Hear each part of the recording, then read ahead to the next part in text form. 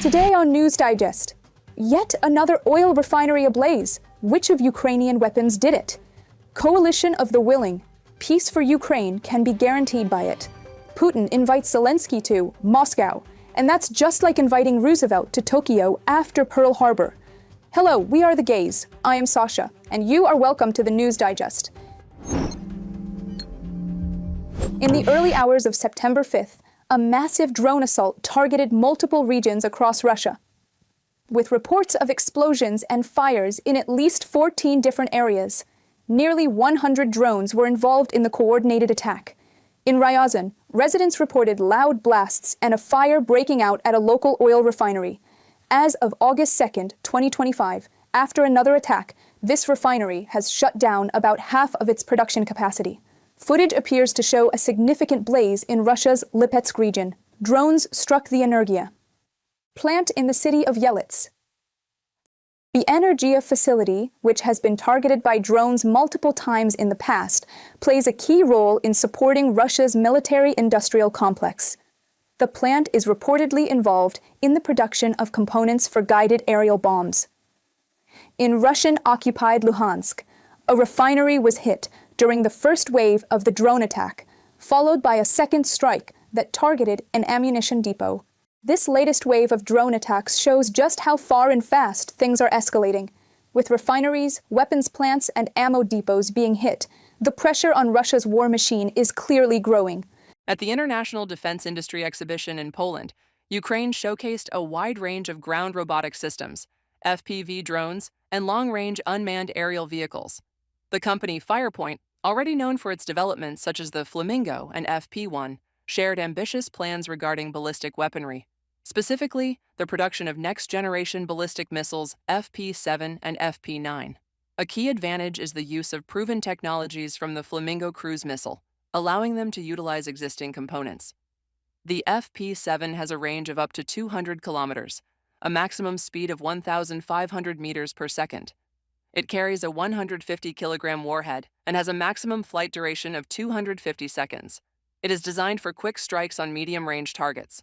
The FP9 reaches up to 855 kilometers in range, with a speed of 2,200 meters per second, an 800-kilogram warhead, and a flight altitude of up to 70 kilometers. It can strike deep behind enemy lines. Firepoint also presented a middle strike class drone designed to hit frontline targets with a 100-kilogram warhead. The drone comes in versions with autonomous targeting for strikes on stationary targets and remote manual control for engaging moving targets.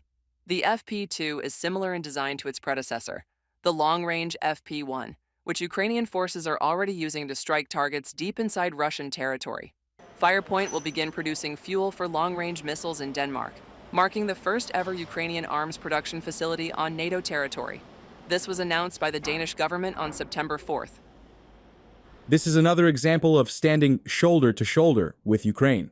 Their fight for freedom is our fight for freedom. Putin shows every day that he will not stop, and that is why we must help Ukrainians stop him. By creating Firepoint on Danish soil, we ensure both our security and a contribution from Danish business to Europe's defense. Morten Budskov, Denmark's business minister. At Poland's defense exhibition, Ukroboronprom also revealed details about another new weapon, the Ukrainian drone missile Palyanytsya. First announced in 2024, its specifications had been kept secret until now. The Palyanytsya weighs 320 kilograms, with up to 100 kilograms of payload. It is long-range and can reach about 20 Russian airfields within its operational radius. Analysts noted one of the most interesting features is its speed, reaching 900 kilometers per hour, comparable to the Russian Kh-101 cruise missiles. The development of long-range weapons is becoming a key focus of Ukraine's defense industry. As Ukrainian-produced missiles and drones gain greater range and accuracy, the geography of the war itself is changing. Strikes deep into enemy rear areas are becoming the norm rather than the exception, thanks to Ukrainian weapons that are now close to NATO-level technology. Reported by Oleksandra Zaslavets, UATV News. 26 countries have pledged to provide security guarantees for Ukraine once peace is achieved, including the deployment of an international force operating on land, sea, and in the air. French President Emmanuel Macron announced after a summit of Kyiv's allies on Thursday. Speaking at a press conference in Paris alongside Ukrainian President Volodymyr Zelenskyy, Macron said the coalition had finalized preparations for the guarantees. He also confirmed that he, Zelenskyy, and other European leaders held a call with U.S. President Donald Trump after the summit. Washington's contribution to these guarantees will be determined in the coming days, Macron added. The day the conflict ends, these security guarantees will take effect, Macron said, stressing that all commitments were now documented and approved at the defense minister level, awaiting political endorsement. And what about Putin? He publicly said several things. A. He invited, in inverted commas, President Zelenskyy for talks to Moscow. B. He said directly and blatantly that any foreign troops in Ukraine will be targeted by his missiles. And C. He said, there's no problems in the Russian economy. As simple as that. Well, hear for yourselves.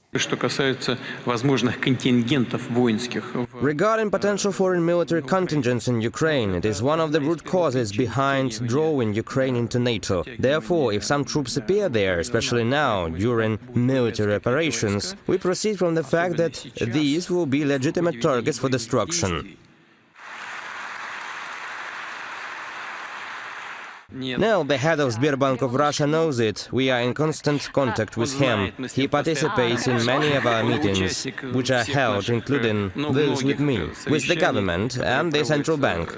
Some members of the government are of the same opinion. President Trump took another 2 weeks to decide what is going to be, and if there is going to be an American contribution to the coalition of the willing. French President Emmanuel Macron has also confirmed all is ready in Europe. The ball is in American court now, and U.S. President Donald Trump is aware of the fact. Everything has been clarified at today's coalition meeting. The contributions from European countries, Asia-Pacific nations and Canada. We've defined the first commitments, the secondary commitments in order to end the war. All of this has been agreed upon today with President Trump. We'll clearly define America's contribution to this coalition in the coming weeks. Emmanuel Macron, President of France, during a press briefing in Paris. As of now, 35 leaders of the Coalition of the Willing are ready to make a political commitment to provide Ukraine with security guarantees, while 26 countries have said they are willing to send troops or supply specific assets to support the security forces. America is yet to determine its ins and outs, and obviously, a ceasefire is needed for that. And this is exactly the moment where someone famous with his everlasting desire for peace in Ukraine comes out. Next time, if someone really wants to meet us, we are ready. The best place for this is the capital of the Russian Federation, the hero city of Moscow. Some might say that for Putin, calling Zelenskyy for peace talks to Moscow today after invading Ukraine is the same as back then for the Emperor of Japan to call Theodore Roosevelt to Tokyo for peace talks after Pearl Harbor. However, if Trump ever asks Putin why a ceasefire in Ukraine just did not happen despite all of Trump's effort before Alaska and during it and after it, even so, Putin just continued killing civilians and children in Ukraine every single day. And Trump still continued to give him extra 2 weeks for so many times. And Putin himself was talking about how ready he was for a peace in Ukraine, and still it never happened. So, if Trump ever asks why, Vladimir Putin actually has a hard-to-break argument to present. It's all about the English language that is so hard for Russians to grasp. While talking about a peace in Ukraine, what Putin actually always meant was a piece of Ukraine. And then Putin can ask another 2 weeks from the American administration to learn the difference, and he will get it, of course. Thank you for standing with Ukraine. Please subscribe to stay updated on what's happening in the world from a Ukrainian perspective. Goodbye.